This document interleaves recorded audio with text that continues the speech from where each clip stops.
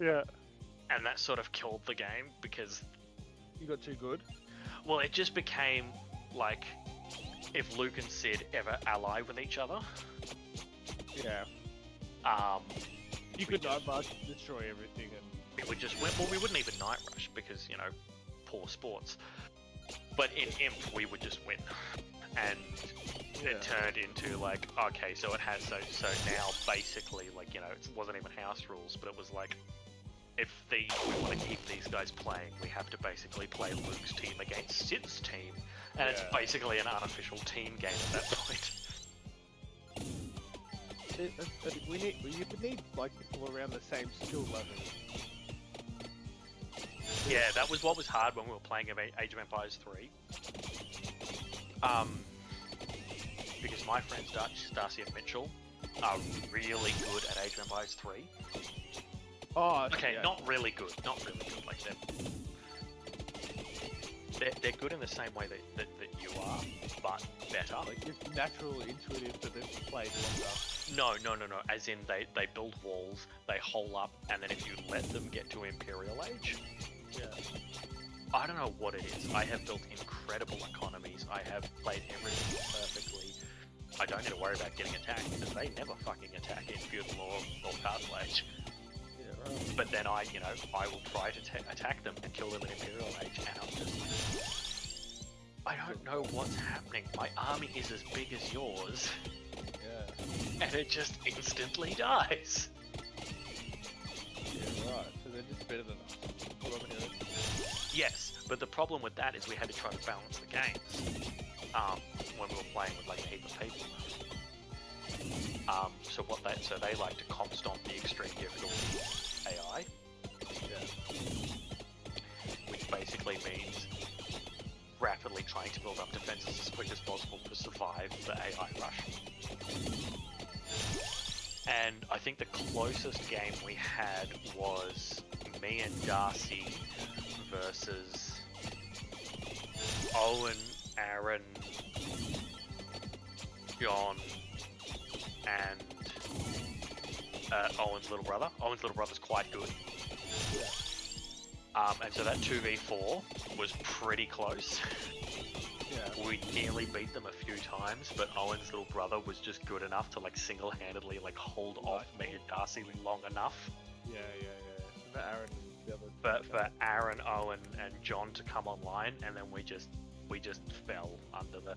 It was really funny actually at one point though, because so all four of them attacked me to try and like take me out of the game, and they crushed my castles, took down my walls, killed my army, and they were like, ah, sweet. And then they moved on to Darcy and left Aaron attacking me, and Aaron was like, no, please don't leave me.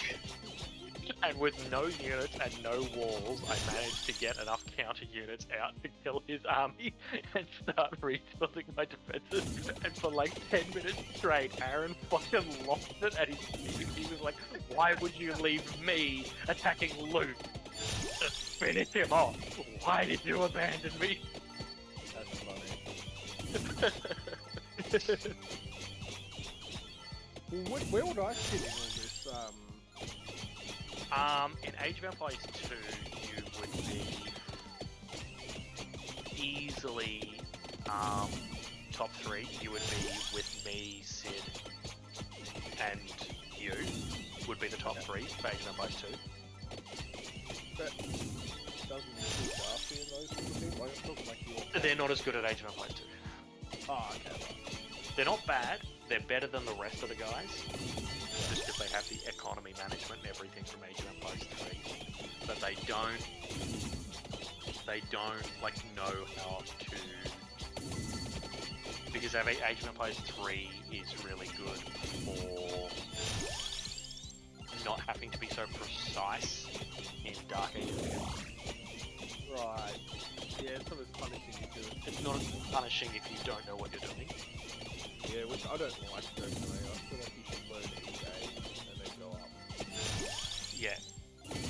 I don't know. But yeah, so Age of Empires 1 is very, very punishing if you don't know the build rules. Yeah. Or like have a vague idea of what you need to do.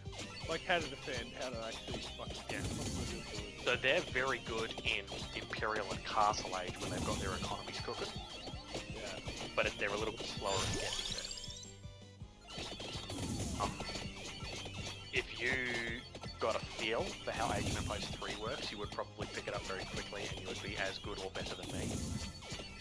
just because you have the competitive edge that I've never had. But yeah, I just like being competitive in those sort of things. You like being good. You like being the best. Not the best. I like being comparable, at least. Yeah. I don't like being shit. The reason why I put Sid on the same level as is because Sid is honestly not super strong in Imperial. His economy management slips a little bit in the late game, but his fast castle into Night Rush, like among people I know in real life, unparalleled. He is. Sucks though. If he does that's his niche. Fuck you. Like, Well, no, that's not his. He doesn't do that against other people. That was his niche against me. That was how he dealt with the Luke Goth problem. yeah, okay. But there was like so many games we played where I was like, Sid, if you Night Rush me, I'm going to fucking kill you. And then he'd be like, oh no, don't worry, I'm not going to Night Rush you. And then I'd lose like fucking 15 villages to his knights, and he's like, it was only 3 knights, I know you were talking about it, wasn't a rush at all. Yeah, but he would fucking terrorize you crazy. He's like, okay, what do I do? Oh yeah, absolute fucking pain. So he's probably a little rusty now. He probably hasn't played in, you know, months or years. But he was very, very good at that night rushing, and he did it as a Frank, who was the best night rush faction in the game. Yeah. But yeah, you are easily as good or better than me. I think I would probably beat you on like Arena or Black Forest if I was playing Goths. But random Civ, random map, I think you would beat me probably 60 to 75% of the time. Makes me feel a little bit better.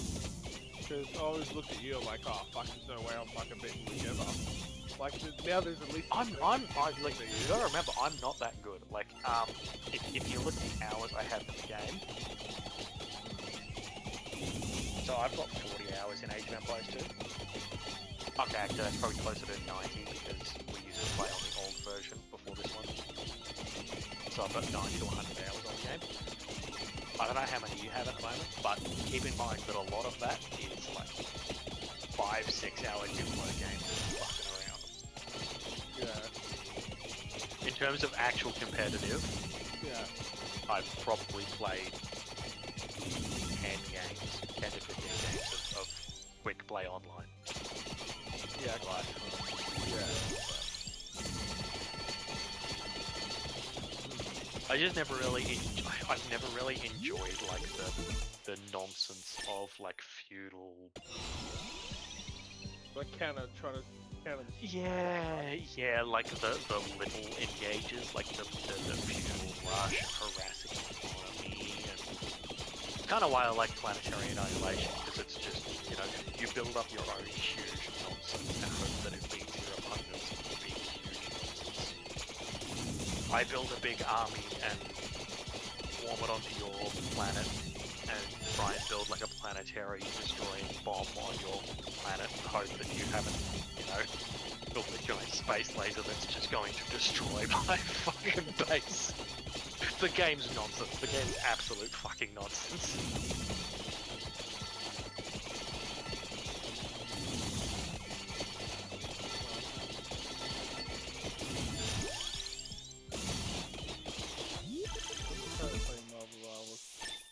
And these guys are terrible. Hey, wait, hang on a second. Is DDP in this chat? Yeah, bang. You know what's funny? So you know how I told you my girlfriend was like, oh yeah, it'd be a little bit weird that you and DDP call each other bang.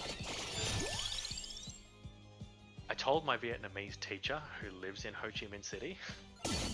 She was like, no, that's not okay. And I was like, what? And she was like, no, the hierarchy is important. Like it's a respect. No, yeah, but she didn't rage at me. But she was so fucking serious. She was so serious that what I was doing was not correct, and it was like, no, that is disrespectful. I know, no. I don't care. I just love that, like, how seriously they take it. They care so much. Like, the fact that my girlfriend still cares a little bit, and she's been here for 12 years.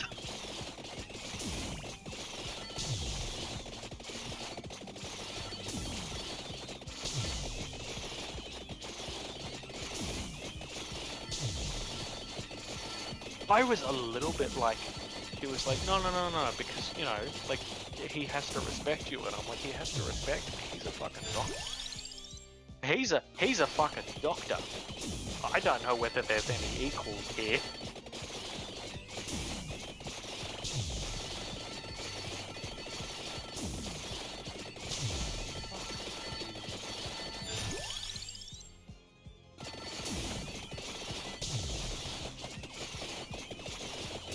It is annoying that I've got to learn all of this fucking shit.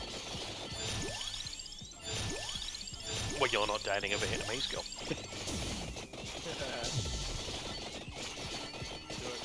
You did? Oh, the worst kind. Oh my god, family is so important in that interaction. You're not just marrying a Vietnamese family, you're marrying an Italian family. Yeah, I was gonna say you're marrying the entire family.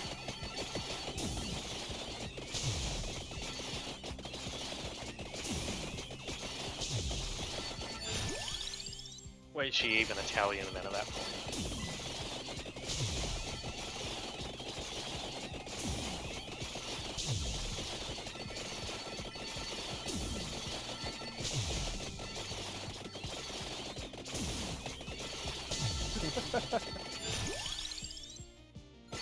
But yeah, it's like, the thing that's really throwing me at the moment is, so I have to refer to her parents as Ba. But so there's a respectful term for people of your parents' generation that is very similar to the word for dad. But the problem is, every time I say it, Reagan's like, no, that would sound like you're calling my parents dad.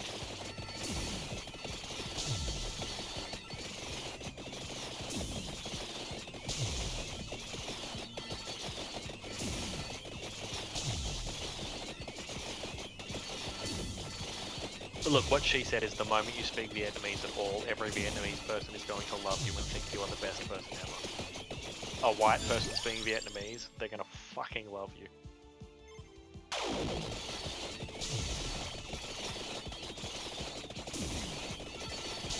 Oh yeah, like apparently her brother's gonna take me out drinking. And I'm like, I'm gonna have to warn him like ahead of time. And she's like, what? And I'm like, I'm Western. The moment I get a bunch of alcohol into me, the whole hierarchy shit with you Vietnamese people, out the window. If he expects me to treat him with like deference and respect when I am drunk, that's gonna be a big ass.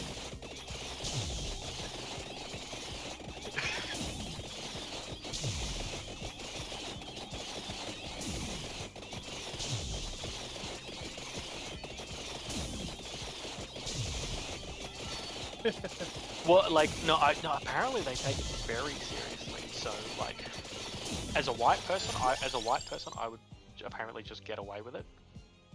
But if, like, my girlfriend used the wrong pronoun, or, like, you know, gets a little bit too informal with her older brother, she gets put back in her place. Really? It's like, no.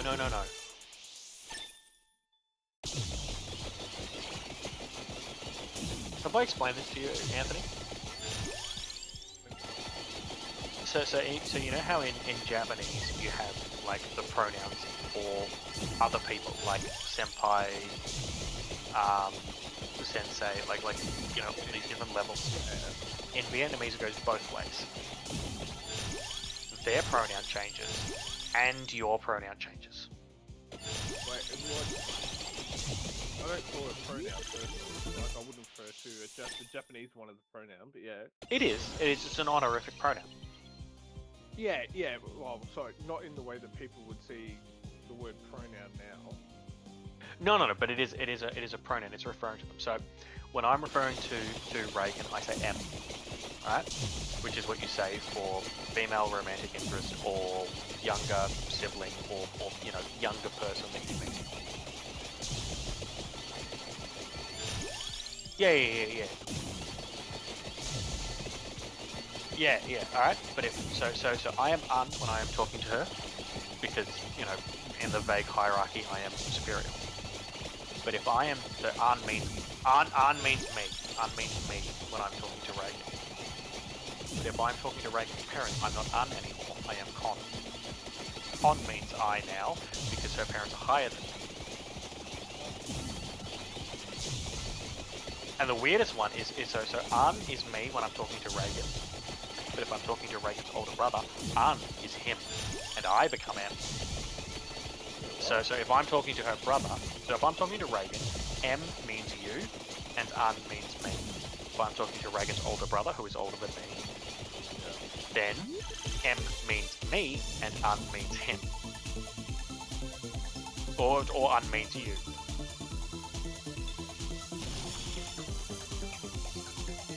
No, I've never heard of unhigh. I know untry and older brother.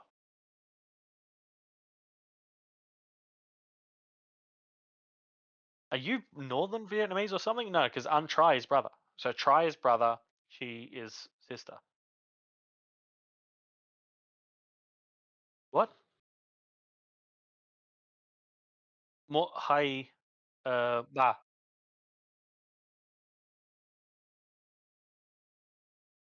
Okay. I hate it. I hate it.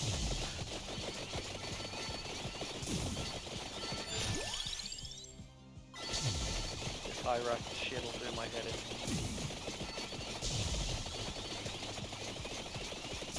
Why does everyone have to be ranked?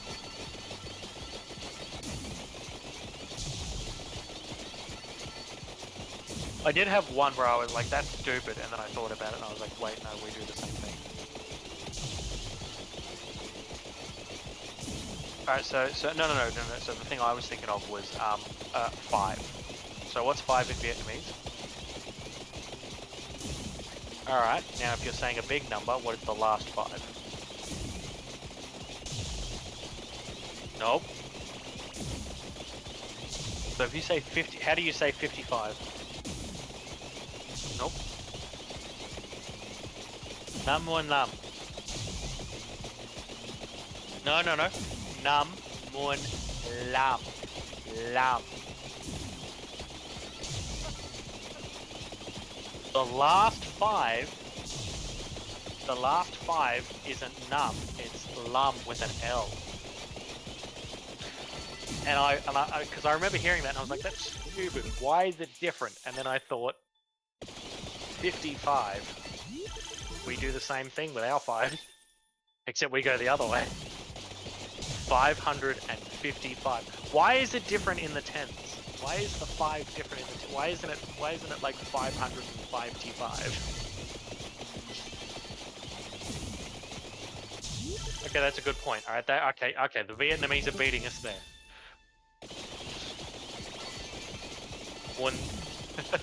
One Mon. Okay, yeah, Vietnamese. This is one thing that I did like about Vietnamese. After learning French, Vietnamese do their numbers very well. Oh, yeah, but like, holy fucking shit, look at French. Look at how French do their numbers. It'll do your fucking head in.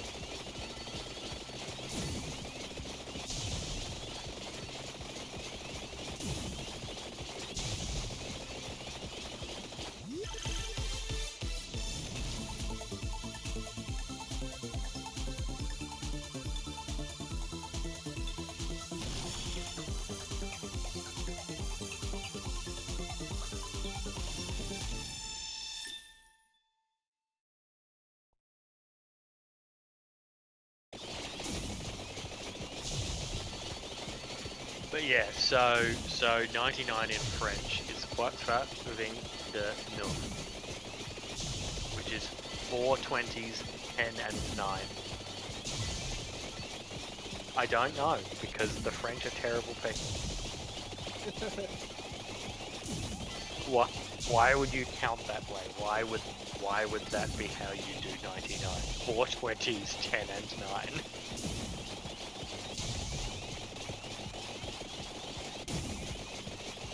Because having a system of measurements based on a barley corn is a very important part of their national identity.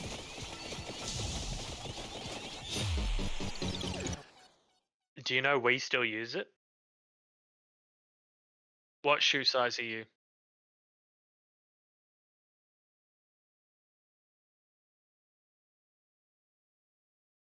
Doesn't matter what size you are, like they change the numbers, but the difference between the numbers is a fucking barley corn. They use barley corns for shoe sizes because we're all fucking retarded.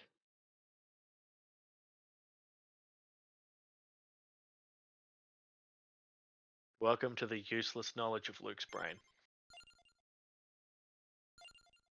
I mean, it's pretty useless. I don't know where knowing shoe sizes is measured in barley corns is useful.